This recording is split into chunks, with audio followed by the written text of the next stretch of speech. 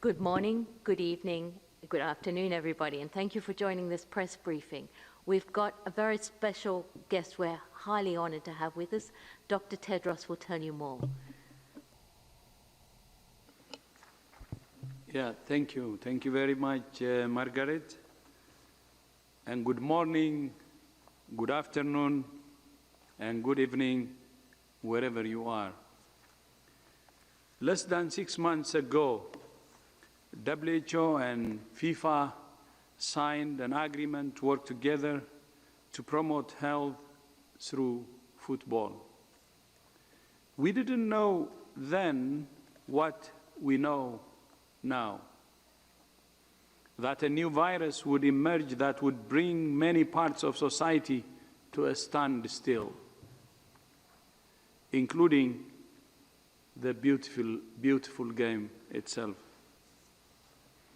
Many football matches have stopped, but our collaboration has become even more important during these difficult times.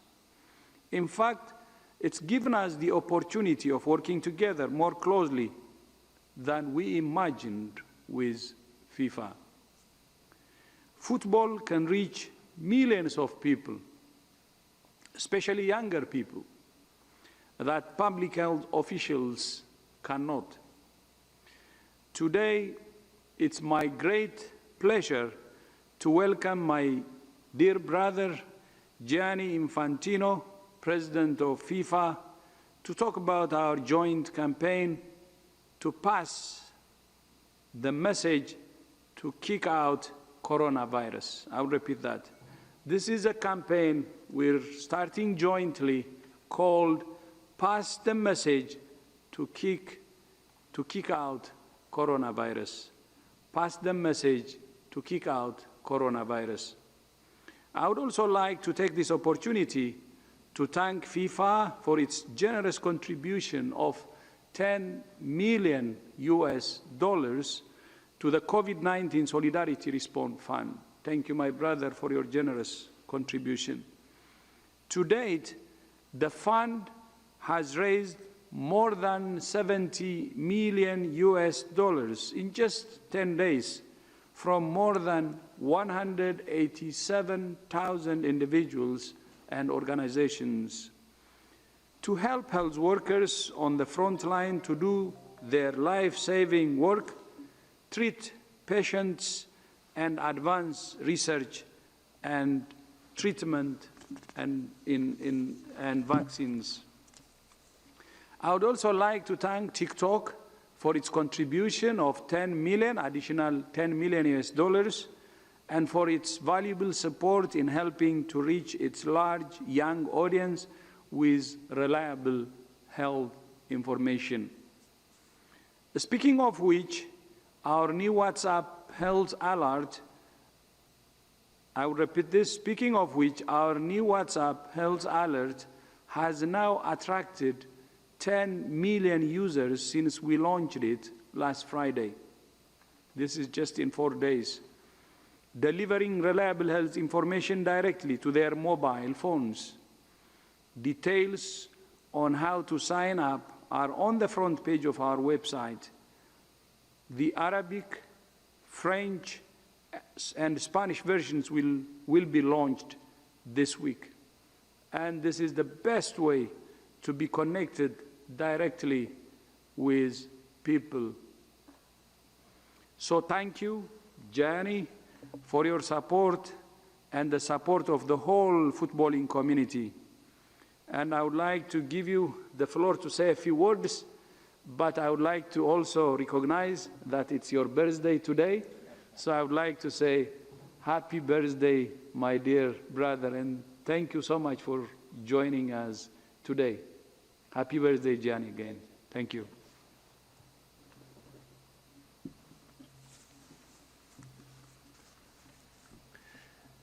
Well, thank you very much to my dear brother Tedros, Dr. Tedros. Thank you. My heartfelt thanks for the opportunity to be here at the WHO today. First, and foremost, I would like to express our deepest condolences, of course, to all the families of those who have lost their lives across the world as victims of the coronavirus. I would also like to thank everyone, especially those involved in the medical profession, who continue to put the lives of others in front of their own in fighting this disease. We are all in their debt, and their example should encourage us to follow the advice that we are given. So now regarding the campaign, dear Tedros, dear friends, football means so much to billions of people around the world. So it is clear to me that we have to show leadership and solidarity in these difficult days. When you announced, dear Tedros, on a Thursday afternoon at 5 o'clock that this was a pandemic, on the Friday at 9 o'clock I was in your office asking you, how can football help? What can we do? So we have to get the message across the world, and football wants to help. This campaign actually came to us. We didn't need to go looking for it. There are no actors in this campaign, just the players themselves, and they all want to highlight the advice that is provided to all of us, to all of them, by the WHO. For that, I would like to thank all these football players, all the legends who are part of this campaign, for making it possible. And actually, the FIFA teams, dear Tedros, includes, of course, the greatest footballers in the world, but also our 211 member countries and the 6 continental confederations. Together, we are going to roll out this campaign in the next days in videos, in graphics, and in many languages, so we can really pass the message to kick out coronavirus. Well, I think that this virus has shown to all of us 2 things. One is how vulnerable we are, and the other, how global the world has become.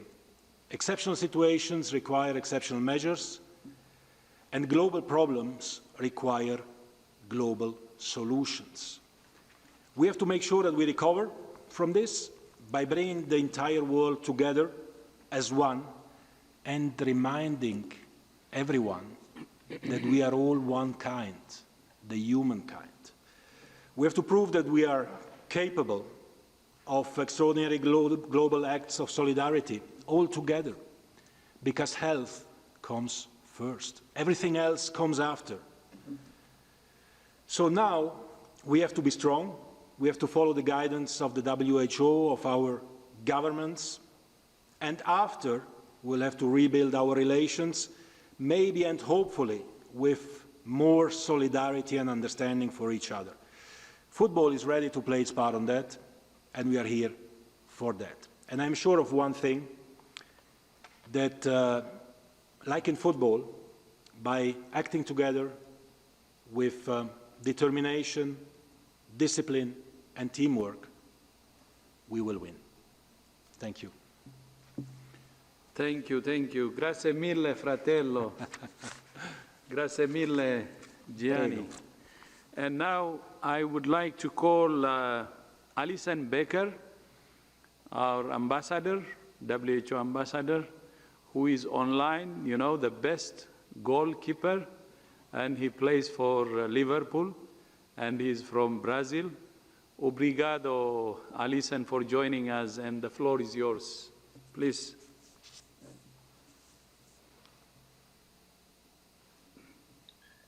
Hi, Dr. Tedros. Hi, everybody. Good morning, good evening, good afternoon. Mr. Gianni, first of all, happy birthday for you. I would like to say that this is a great opportunity for me to be together with you, being part of this movement that is starting now, that is starting today. Pass the message to kick out the coronavirus. We football players, we used to act together. We used to work together, to train together. I know now in this tough moment, tough times, everybody have changed the life for something, for staying home, cannot going out, cannot go into the work.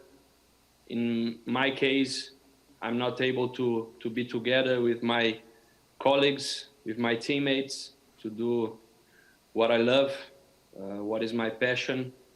I was made for playing football, and now, because of these tough times, we are not able to do that, to bring happiness for the people through football. But we also understand that is necessary. It's necessary to stay home. It's necessary to think on the next, to be solidarity. I think in this moment, I believe in this moment, we have to put our solidarity out. It's the moment that we have to put our passion out and think on the next. And I am glad to participate of this movement, because the people need the right information. It's necessary in these moments that we have the right information, and also that we follow the right information. So I would like to say for the people, follow the information from the local authorities, try to follow the information from WHO. We can trust on them, we can trust that is the right thing to do. And we understand also that health comes first in this moment. It's time, like in football, to have a teamwork. Everybody doing their own job, that includes to be safe, to be at home, to follow the advices. For example, washing hands properly, from keeping distance from the people. But we can't forget that we need now to work as a team. So I would like to show my support for pass the message to kick out coronavirus, and say to you, thank you for for letting me participate of this movement now that is tough times. And we also need to trust in ourselves, trust in the human capacity to go through adversities. It's not the first time in our lives that we need to overcome from something bad. But now we need the participation from everybody. So I would like again to say thank you. Thank you, Dr. Tedros, and thank you, Gianni. So my little Portuguese, muito obrigado, meu irmão. I hope that's the right one. Obrigado, my brother. Thank you, Alisson. That's Thank right. you for being our ambassador. Obrigado. Please pass my greetings to your wife also. You both, as a partner, as a pair, are helping us as ambassadors.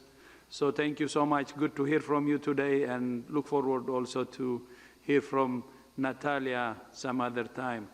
So thank you so much again. Thank you, Gianni, my dear brother. Grazie mille. 100 anni, or 500 anni. Thank you. I would now like to continue with the rest of my remarks on the COVID-19 pandemic.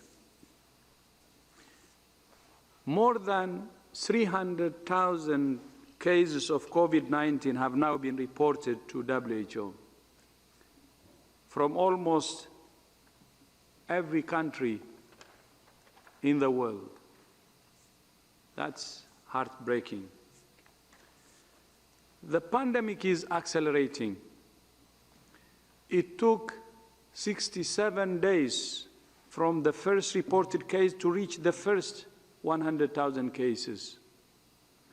11 days for the second 100,000 cases. And just 4 days for the third 100,000 cases. You can see how the virus is accelerating. But we're not prisoners to statistics. We're not helpless bystanders. We can change the trajectory of this pandemic. Numbers matter because they're not just numbers. They are people whose lives and families have been turned upside down. But what matters most is what we do. You can't win a football game only by defending. You have to attack as well. And my brother Gianni can tell you more. Asking people to stay at home and other physical distancing measures are an important way of slowing down the spread of the virus and buying time. But they are defensive measures that will not help us to win. To win, we need to attack the virus with aggressive and targeted tactics, testing every suspected case, isolating and caring for every confirmed case, and tracing and quarantining every close contact. We recognize that some countries are struggling with the capacity to carry out these offensive measures. Several countries have shown that mobilizing resources internally from less affected regions is one way to increase capacity and help the overwhelmed health system in some regions. We are also grateful that several countries have sent emergency medical teams to care for patients and train health workers in other countries that need support. This is an incredible example of international solidarity. But it's not an accident. WHO has been working with countries for years to build a network of emergency medical teams for exactly this eventuality, to provide surge capacity of high-quality health professionals who can be deployed to care for patients and save lives. And I would like to use this opportunity to thank all countries who have contributed their emergency medical teams to support other countries. Health workers can only do their jobs effectively when they can do their jobs safely. We continue to hear alarming reports from around the world of large numbers of infections among health workers. Even if we do everything else right, if we don't prioritize protecting health workers, many people will die because the health worker who could have saved their lives is sick. As you know, WHO has been working hard with many partners to rationalize and prioritize the use of personal protective equipment. Addressing the global shortage of these life-saving tools means addressing every part of the supply chain, from raw materials to finished products.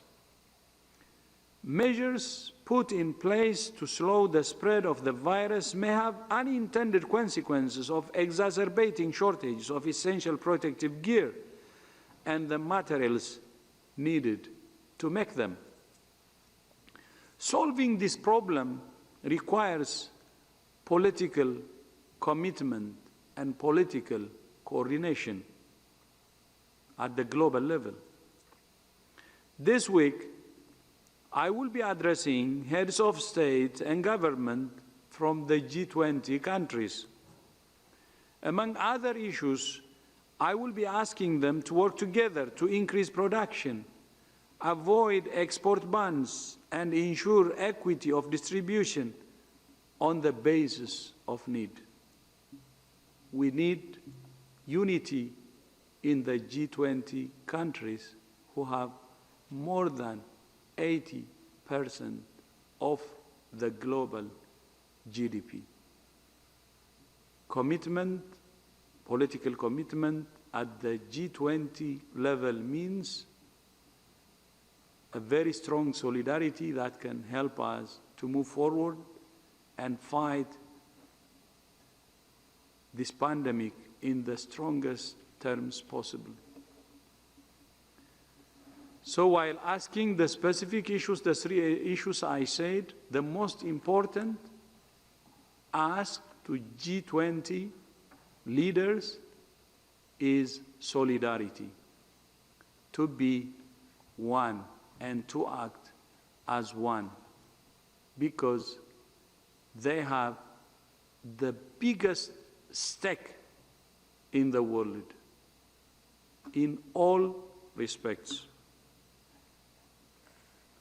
We also recognize that there is a desperate need for effective therapeutics.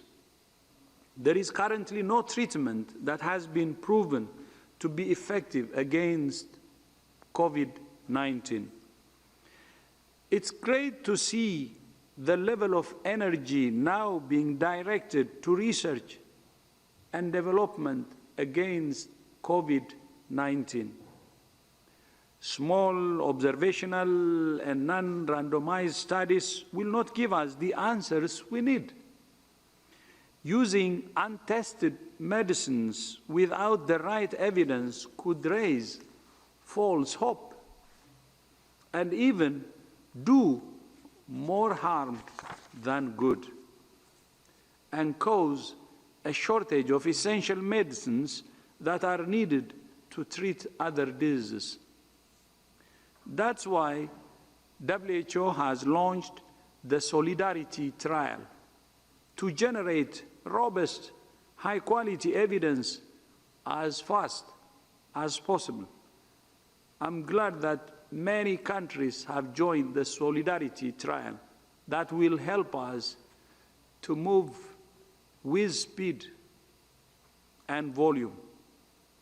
The more countries that sign up the Solidarity Trial and other large studies, the faster we will get results on which drugs work and the more lives we will be able to save.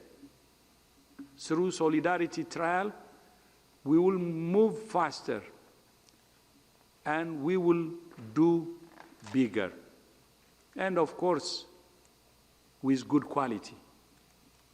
Faster, bigger, and good quality.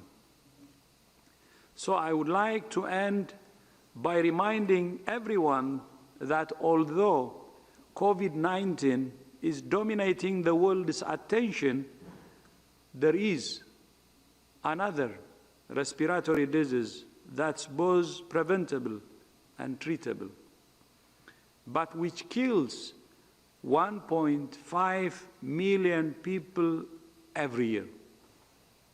And that disease is the old-timer tuberculosis.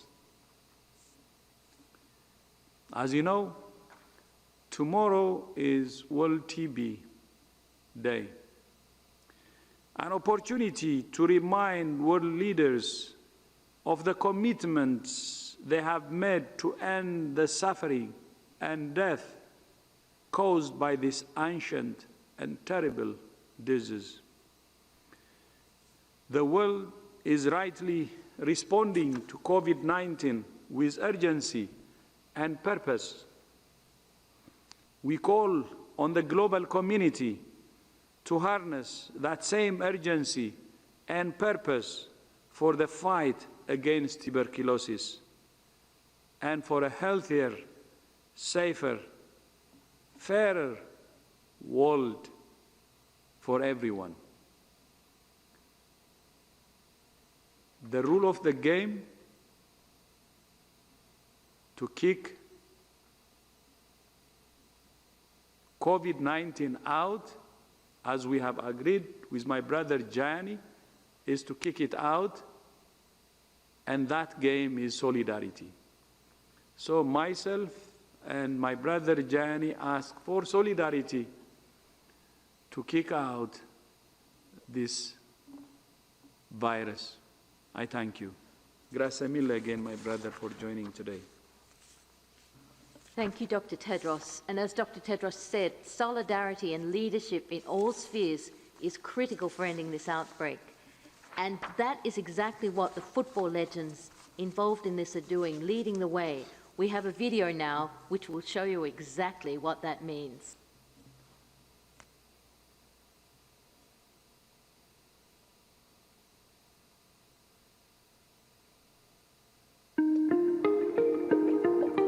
For the first time ever, we, the entire world, are all playing on the same team. Our opponent is a disease. We need determination, discipline, and teamwork to beat the coronavirus. The world of football is united, and together, we will win. There are 5 key steps to tackling the coronavirus: hands, elbow, face, distance, and feel. Comece pelas mãos. Por favor, lave as mãos com frequência usando sabão ou gel desinfetante. With your elbows bent, please cover your nose and mouth if you sneeze or cough. If using tissues, dispose of them immediately. Respecto a la cara, evita tocarte tus ojos, nariz y boca, así puedes evitar que el virus entre en tu cuerpo. 保持距离，对于人与人的交往而言，要保持一定的距离。对于有咳嗽等症状的人来说，更要保持在1.5米以上的距离，要学会避让、躲开。Si vous vous sentez mal, restez chez vous et suivez scrupuleusement les consignes des autorités sanitaires.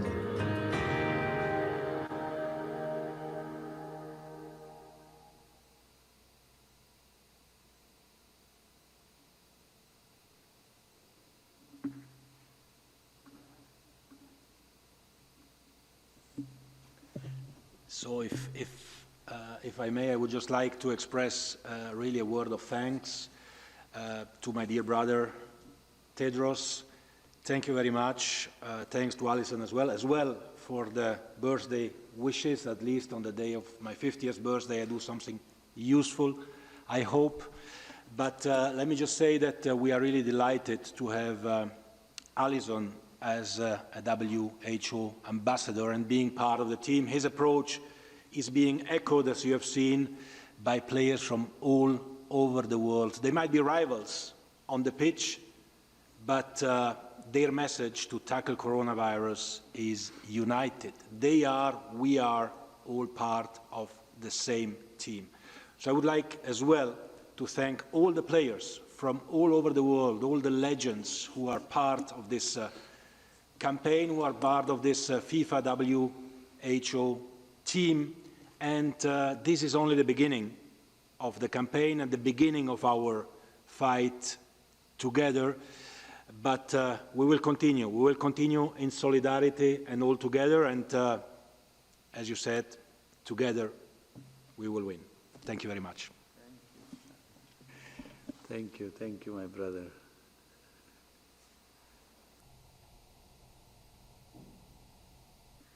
So now we move on to the second half. I don't have a whistle, but now I can open the meeting, the briefing for questions. We do have a referee here, which is a good thing. So if you wish to stay, you're welcome. Otherwise, you're welcome also to retire. We now open it for questions from the media who are all online. First question we have is from Pamela, Uganda Radio Network.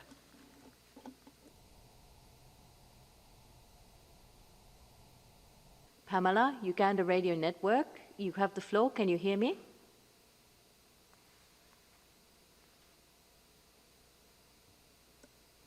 Looks like we've got a problem with our line. I will remind everybody while the technicalities are being fixed, I would remind everybody that if you wish to answer a question, use the raise your hand icon on your screen. If you're called in, use the hashtag 9. One question per journalist. Please don't ask 5 questions. There are many of you, and you're all waiting. The next question, it looks like Pamela has either left the call. So the next question is from Agnes of Associated AFP. Agnes, are you there? Yes, hello, do you hear me? Very well, yes. Please go ahead. Hi, everybody. I have a question concerning Italy. The question is about the situation there, and I wanted to know if Dr. Tedros is recommending that supermarkets should be closed in order that people shouldn't go anymore in the streets, and that it should be the government who would be in charge to organize the distribution of food to the people in the house, given the tragic situation the country is living. Thank you.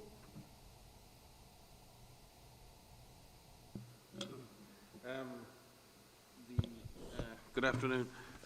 From WHO's perspective, this is clearly a decision for national and local public health authorities. They have to obviously make decisions based on what they see on the ground. I mean, in most situations, people have been able to visit local supermarkets with proper spacing and distancing. Many have used limited access and only allowing a certain number of people to visit at one time. So the arrangements are really dependent on the local transmission situation and are really up to local authorities to decide how best to manage the physical distancing issue.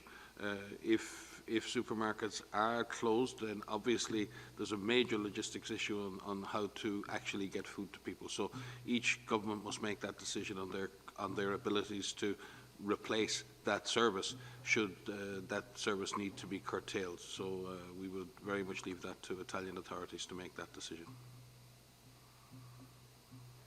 Thank you, Dr. Ryan. I should have said we have our top team here, as usual, Dr. Ryan and Dr. Van Kerkhove, as well as our Director General, Dr. Tedros. The next question comes from Michael from CNN. Michael, are you there? I'm here. Can you hear me? Go ahead, please.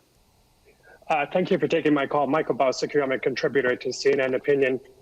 I'm dialing in from British Columbia in Canada, where we've now reached 424 cases, somewhere between the numbers in Hong Kong and Singapore. My question is about sports, since that's the theme of the day. Dr. Tedros and colleagues, as you know, the Canadian Olympic Committee has said that it will not be sending its athletes to Tokyo for the health and welfare of their members. And also, I think we're getting the same messages from Australia and elsewhere. My question is, a lot of national Olympic committees are looking to WHO for guidance on this ahead of the IOC making a decision. I know it's a very sensitive topic. I know there are business and other considerations, but I really think a lot of athletes who cannot go to training facilities, who are caring for loved ones, even perhaps suffering from COVID-19, are looking for some kind of guidance from you as time is really ticking on. Thank you, sir. Thank you for the question. The future of the Games is clearly under very close observation at the moment, and you'll have heard the Premier in Japan himself has spoken to this and has expressed the doubts about the games as well. We are feeding into the IOC and the Japanese government and the Tokyo 2020 committee's deliberations on this, and I believe a decision will be made very soon regarding the future of the games. The decision to postpone the games would be purely a decision of the Japanese government and the IOC, but we are obviously in the process of offering them risk advice, and as we've said previously, we have every confidence that the Japanese government and the IOC will not proceed with any games should there be dangers to athletes or spectators. Thank you, Dr. Bryan. I'll now go to Bayram from the Anadolu Agency in Turkey. Bayram, are you on the line? Good afternoon, good evening, everybody. Mr. Tedros, as you know, there is a great panic in many countries in Europe as COVID-19 pandemic is spreading rapidly. People don't know what to do and panic is at the high level. Do you have a strategy and plan to prevent psychological and traumatic situations that the COVID-19 may create or can cause in humans? Thank you. Thank you for that question. It's a very important one in terms of the way people are feeling as numbers increase and as in some countries the situation gets worse before it will get better. What is very important for everyone across the world is to know what they can do to protect themselves and what they can do to protect their families. And we need everyone to be well informed. And it's important that everyone knows where to get good, reliable information, whether that's through WHO, to know how to protect yourselves and your family, or whether that's through your national governments. Not only to know how to protect yourself, but know what is the plan. You know, what are the plans of the government that are being enforced, and to know what your role is in playing that. It's important that that fear that people have, which is normal, be used in a productive way. Turning that fear, turning that energy into ways in which you can keep yourself busy. If you have to stay home because of national measures, just because we have mentioned physical distancing, it doesn't mean that you have to be socially disconnected with your loved ones. So find ways in which you can communicate with your loved ones and your families to keep that connection while you're still being physically apart. Practical things we've been mentioning are washing your hands, making sure that you do good hand hygiene, and if you don't have access to soap and water, to use an alcohol-based rub. Make sure that you use your respiratory etiquette. You just heard the 5 from the video just now. Making sure that you don't touch your face. These are things that everybody can do. Making sure that you keep your distance from individuals, especially if you're outside of your home, making sure you're keeping your distance from people. And if you're feeling well, stay home. Thank you very much, Dr. Van Kerkhoff. The next question is for Nobu from Jiri Press. Nobu, are you on the line? Yeah, thank you. Do you hear me? Very Hello? well, please go ahead. Okay, thank you very much. My name is Nobu from Jiri Press, Japanese news agency. My question is about Japan. If you look at the official statistic of Japan, it's obvious that reported cases in Japan is much less than other big population countries. But there are some critics saying that the scope of tests carried out there is not enough. So the reality of the infection is not reflected in the official statistic.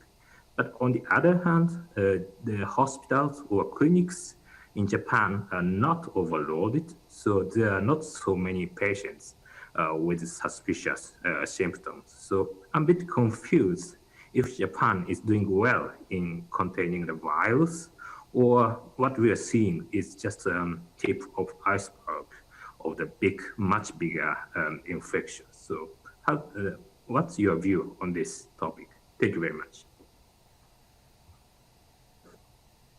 So I can start with that. So what we know, I just touched my face. I shouldn't touch my face. What we know works in countries is countries' aggressive actions in terms of finding cases, testing those cases, isolating those cases, treating them. and making sure that there is comprehensive contact tracing. And we have seen that in Japan, and we've seen that in a number of countries. We know that when contacts are identified, if they are quarantined and then followed so that they are tested if they develop symptoms, we know that that is a very effective way in which we can prevent onward transmission. We know that mobilizing your population and getting your population to be involved in this response, performing all of these actions of personal measures and hand hygiene and respiratory etiquette, staying home when necessary, we know that that works. But testing is a key part of the strategy globally.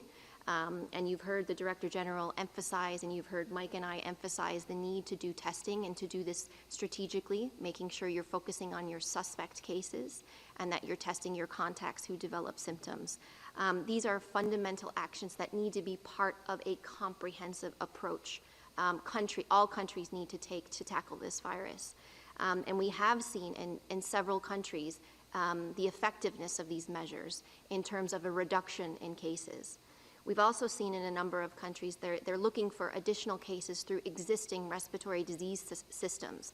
For example, looking at their ILI or their influenza-like illness surveillance systems that have been established for influenza. Several countries are looking at those individuals who have respiratory disease who show up through those those surveillance systems to test for COVID-19 to see if the virus is circulating. And we're gaining good insight from those countries to find out how many of those are positive, and it seems to be low in several countries that are doing this. So it's a comprehensive approach that we need all countries to take, outlining through testing, case identification, contact tracing, making sure these public health measures, these physical distancing measures, strong government leadership, and all of government approach have been successful in reducing transmission in several countries.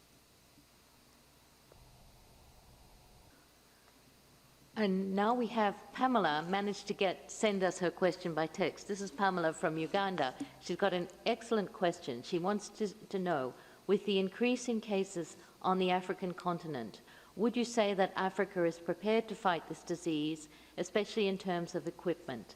What do you think needs to be done to get Africa to the position that they need to be in to have a fair chance to fight the disease? It's not.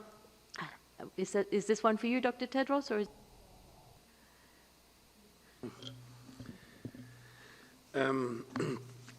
I think we've seen the evidence in this pandemic thus far that no one has been quite ready to deal with this disease, and countries in Africa are in no different a situation, and some in a more precarious situation. Having said that, countries in Africa have a long history and a very recent history of dealing with large-scale epidemics. We've seen many countries in Africa deal with large-scale cholera outbreaks over the last couple of years, deal with Lassa fever, deal with measles, deal with meningitis, deal with multiple outbreaks of Ebola. In my more than 25 years responding to outbreaks, I have found African countries, and particularly communities in Africa, to be exceptionally resilient, hugely creative, and capable of mounting responses right from the community level up. Clearly, we need strong governance. We need strong, integrated government leadership. The UN system is fully activated to support countries in Africa in preparation. We have established laboratory diagnostic capacities in every country. We have sent personal protective equipment to nearly every country in Africa. Our country offices are deployed in all countries in Africa and have been there for years, and are working very hard with government authorities on integrated national action plans for response. And again, all countries in Africa have those plans now in place. The challenge is implementing those plans at all levels, from the community right the way through to the head of government. We're seeing strong leadership from heads of government in Africa, but the challenges are great. There are many large countries in Africa with high populations. Africa has become an urban continent over the last 20 years. More than 50% of people in Africa live in cities and increasingly in high-density peri-urban settings. So the challenges are great. We have seen what can happen when infectious diseases can spread very, very quickly in those situations. So there's a huge need to protect populations from infection. There are highly vulnerable populations in many countries. There are large numbers of refugees, which are very kindly hosted by many countries. In fact, Africa has the highest burden of refugees in the world, and African countries host more refugees than any other continent. There are large numbers of vulnerable patients who have HIV or living with HIV and many other challenges. But Africa is strong, and with good leadership, with rapid implementation, we can save lives too. And I have every faith that African leaders are doing everything possible to prepare their countries for this disease and reacting. And the United Nations system and the World Health Organization are there with them to stand and fight. Yeah, thank you. Thank you. Mike had already said most of it. Just would like to add a few words. With many of countries in Africa, there is alignment between WHO and African countries. One, we're very encouraged to see that many countries are following the whole of government and whole of society approach. And with strong political commitment at the highest level and mobilizing all sectors, because this is not about one sector, or it's not about the health sector, it's about all sectors. And the whole government should act in unison. And that's one. And then on the technical side, we're also very encouraged that many countries in Africa are testing, although they have meager resources. From testing, they're moving into identifying contacts of confirmed cases and at the same time isolating. And this is what we have been proposing and advising many countries. And I hope this will help many countries from Africa to cut the problem from the bud. So that's what we would like to encourage them to continue to do. Political commitment at the highest level and having a political commitment that mobilizes all sectors, and at the same time, from testing to contact tracing and isolating, continue to do what they are doing.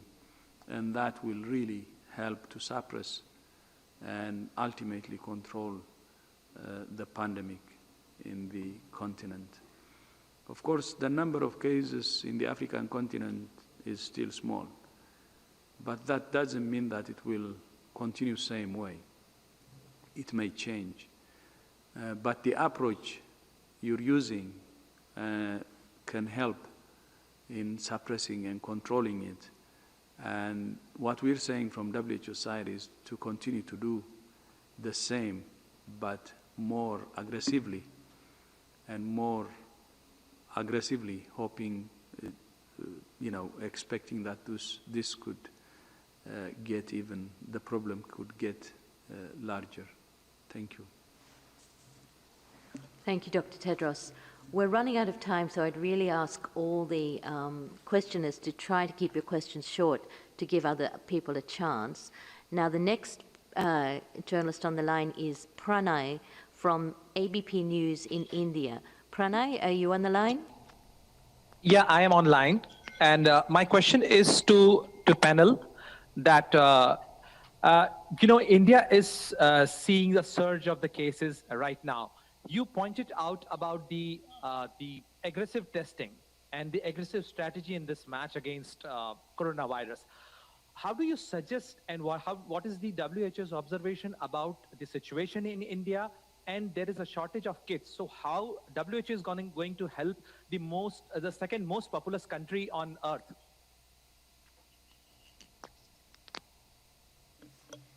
So this is a question that we receive from a number of countries that are really facing some increasing case numbers. And the questions are around how do we best use the resources that we have.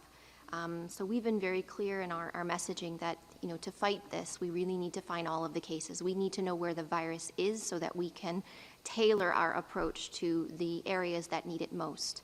And to do so, we need to find the cases. So we need to be testing the suspect cases and testing those contacts who develop symptoms.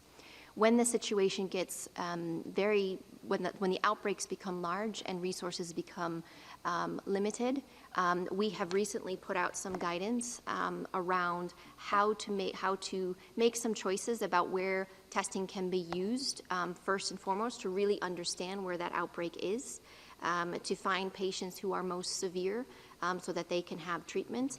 And I wanted to, this binder here is our binder of guidance that we have put out, that we have developed. Our first package of guidance came out on the 10th of January, and since then we have been working across the globe with all of our member states, our regional offices, people working in labs, clinicians, IPC specialists, modelers, to try to tailor our guidance to best support countries according to the 4 Cs, according to if they have no cases, if they have sporadic cases, if they have clustering of cases, and if they're facing community transmission.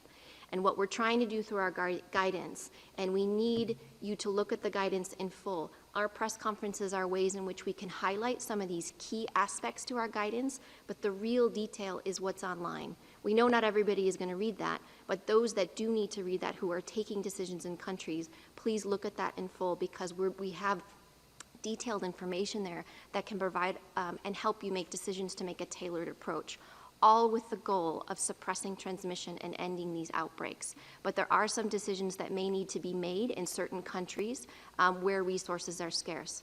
At the same time, we are working very hard with manufacturers who are developing test kits and the supplies, the supporting supplies, to be able to use those test kits. We are working with countries to increase the number of labs that can actually run these tests. So there's a multi-pronged approach in terms of how we can support countries through our regional offices and our country offices to build and increase that testing capacity. If I could just possibly add specifically on India. Obviously, India, like China, is a hugely populous country, and the future of this pandemic, to a greater extent, will be determined of what happens in very large, highly populated, densely populated countries. So it's really, really important that India continues to take aggressive action at the public health level and at the level of society to contain, control, suppress this disease and to save lives. India led the world in eradicating 2 silent killers, or eliminating them in the country. Smallpox, one of the greatest successes of mankind, a virus that killed more people on this planet than all the wars put together. India, through targeted public health intervention, ended that disease and gave a great gift to the world. India also eliminated polio, another silent killer, and did a tremendous job on surveillance and finding cases and vaccinating and doing all the things that need to be done. So India has tremendous capacities. All countries have tremendous capacities. When communities are mobilized, when civil society is mobilized, when, as the Director General says, heads of state and governments drive an all of society approach. There are no silver bullets here. There are no easy answers. If there were, we wouldn't be having to work so hard. We've got measures we can take now while we wait for other solutions, and we must take them now. So it's exceptionally important that countries like India lead the way and show the world what can be done, and do as they have done before. Show that aggressive, sustained public health action from community right the way through to head of state can have a profound effect on the trajectory and the outcome of this pandemic. Thank you, Dr. Ryan. The next person on the line is Peng Wei from the People's Daily. Peng Wei, are you on the line? Yes, thank you. Can you hear me? Very well. Please go ahead. Yeah, thank you. This is Peng Hui Zhang with People's Daily of China. Some American officials, including Secretary of State Mike Pompeo, criticized China for its handling of COVID-19 in the early stage and continue to call COVID-19 virus as Wuhan virus or Chinese virus. So what's the WHO's comment and position on that? Thank you very much. I think we've spoken on this issue at a number of press conferences, and I think WHO's position on this has been clear in the past and is clear now. And I think at this point it's not a core issue, and it's an issue that, quite frankly, is a distraction right now. So I think we need to focus on what we need to do now. There is no blame in this. There's only a future, and we choose the future, and we have capacities to fight this virus. It is affecting, as the Director General said, almost every country on the planet, every population. And it's not just communities, it's everyone can look around at sons, daughters, mothers and fathers and see who's at risk. We need to fight this thing together. And I will reserve any comment for later regarding blame. Thank you, Dr. Ryan. And now we have Gabriela from Mexico on the line. Gabriela, can you hear me? Yes, yes. Thank you for taking my question. Gabriela Sotomayor, Mexico, Proceso.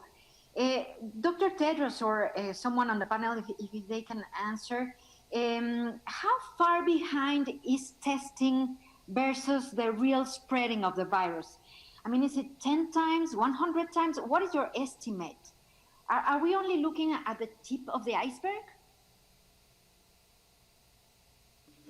So thank you, Gabriela, for the question around testing and highlighting the importance of testing. So with any new virus, I think what is the most tremendous story here, and I don't think any of us have ever seen the speed at which testing has been developed for a novel pathogen. So as you know, this new virus was identified within days. The sequence was shared a few days later, and because of that, testing began really across the globe. And with the sharing of the sequences on public platforms, labs all over the world were able to develop assays. And in doing so, the amount of production for testing grew exponentially across the globe.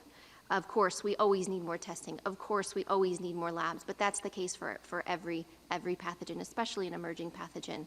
What we are seeing now are countries finding ways in which they're trying to improve the production, the availability, the access, the sharing of these assays so that more testing can be done. And what we need are all countries to be focusing on testing as part of a comprehensive strategy. And we've mentioned what that strategy entails. That strategy includes public health measures, it includes physical distancing, it includes a strong government approach, it includes mobilizing the population, it includes every single individual knowing what they have to do to fight this pandemic. And we've outlined what that is before, and testing is a critical part of that. But every day we are looking for ways in which production can be increased, in which more labs can be available to do those testings, and that testing can be done faster so that we know where this virus is and that we can fight it without being blindfolded. And again, just to qualify that, the virus was isolated on January the 7th, and the whole genome sequence was shared with WHO and the world on January the 12th. It's just 12 weeks, or 10 weeks ago, sorry, not even 12, 10 weeks ago since we had a genetic sequence for this virus. The fact that so many tests are out there, the fact that there are so many testing platforms available now is a remarkable success for science, for collaboration, and for public-private partnership. So, yes, of course, it is very difficult to go to absolute scale on testing while at the same time maintaining quality and maintaining the validity of these tests has been extremely important. So the question you specifically asked, there's no question in some countries that all cases have not been detected, and that's been the case in most countries. But what we've seen is a huge catch-up in testing in most countries. And we want to see more. We do say, and the DG has said before, test, test, test. But again, we're not talking here about testing everybody in the community. We need to focus on two priorities: making sure that suspect cases are tested. That is absolutely the central priority. And obviously that people presenting in hospitals with clinical symptoms of pneumonia who are entering the system are also tested as a priority. They would also be suspect cases. We would also like to see contacts of cases who are unwell or are showing symptoms, that they also be tested. The measures we have in place now, or many countries have in place, of movement restrictions and people staying at home and physical distancing, all of these measures are helping to, in some senses, dampen down and push down the intensity of the epidemic. But if we have to work our way out of this situation, as we gain some success with those strategies, we have to be able then to identify who is infected and be very, very quick and agile at identifying who's infected at community level and ensuring that they are isolated. So testing is important now, but testing will become even more important in the coming weeks, not less important. So we all have to work hard. We're working very, very hard with both public and private sector partners, as are all governments, to scale up and make testing more available and to push testing right down through the system. But that has to be done with an eye on quality and ensuring that those tests are the best and highest quality. Thank you, Dr. Ryan. I now have, we're really running out of time, so only two more questions. We'll take one from Kai Kuferschmidt. Kai, are you there? Yes, thank you very much for taking my question. I wanted to ask about the strategy that we're seeing in some countries. I mean, UK has talked about it, the Netherlands are suggesting it. And they're basically trying to find a balance between shutting everything down to suppress the virus and letting it spread at a very low level in order to have some semblance of normality. I'm curious whether the WHO, I mean, you know, you've talked very little about the end game because you're concentrating on what's happening now, but I'd really love you to address a little bit how you see the future, you know, for all of these countries that are in a shutdown now. How do you, you know, see this proceeding? Thanks, Guy.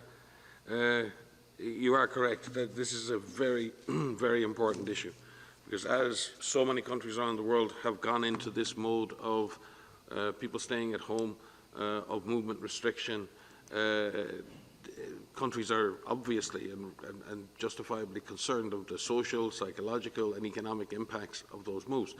Countries are doing their best to suppress infection and take pressure out of the epidemic and, more importantly, off the health system. But we do know that that is very difficult to sustain. And therefore, how are we going to turn that around? And the DG said it. How do we move from what is a defensive mode into an offensive mode? How do we move from trying to avoid the virus to actually going after the virus? We've seen this in Ebola, we've seen this in polio. There is a moment at which you have to step forward and go after the virus. In order to do that, and we've seen examples in places like Singapore and Korea where governments haven't had to shut everything down.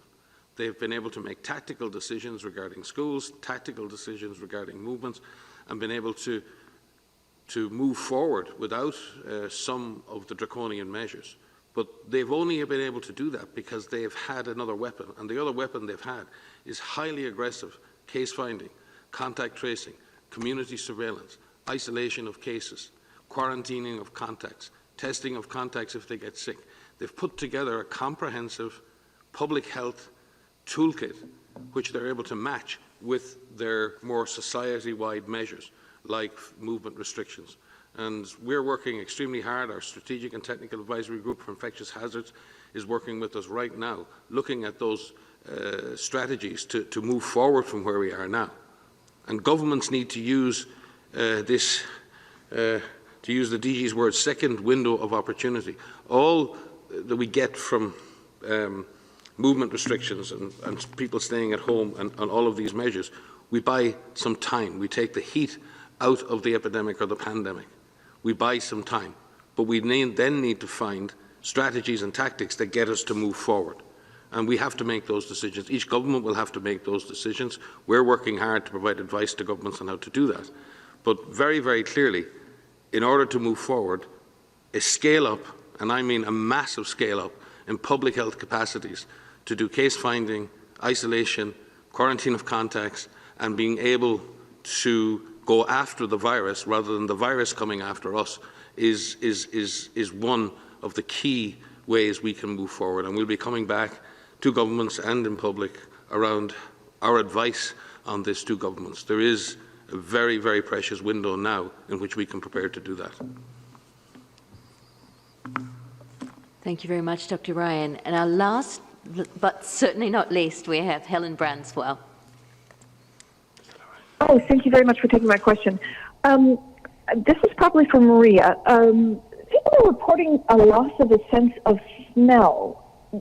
I don't know how frequently that's been seen. Can you give us any indication of whether that is actually a reliable marker of infection? Yes, so yes, we've seen quite a few reports now about people in the early stages of disease may lose the sense of smell, may lose the sense of taste. But this is something that we need to look into to really capture if this is one of the early signs and symptoms of COVID-19.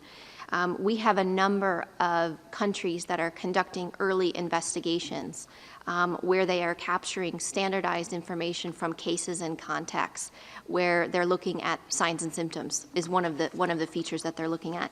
These early investigations, and we've published protocols on our website of how to conduct these, and we have over a dozen countries conducting these. It's called the first few X, the first few 100 cases.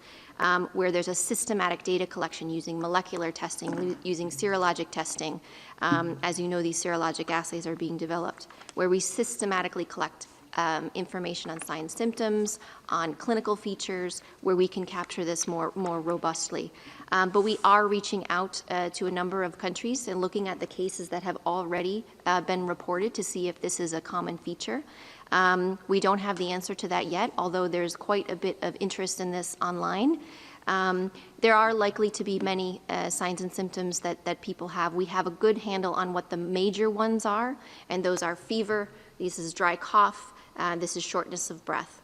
And of course, other features would be aches and pains. Some people have headache. Very few, between 3 and 5%, will have gastrointestinal symptoms. And very, very few will have a runny nose or sneezing. And so a loss of smell or a loss of taste is something that we're looking into. And we're looking forward to the results of these early investigations that are being conducted by a number of countries so that we have a more evidence-based approach and we can add that to the list. Thanks. Thank you so much, Dr. Van Kerkhoff. We've unfortunately run out of time, but to all the people who didn't get their questions answered, please come to our website, www.who.int, or write to mediainquiries.who.int. We are working 24/7 and we will answer your queries. And the next press briefing is scheduled for Wednesday. And we've also taken note of those who did not get their questions answered. We will try to put you on top of the queue next time. Thank you so much for attending this press briefing. And be well, all of you.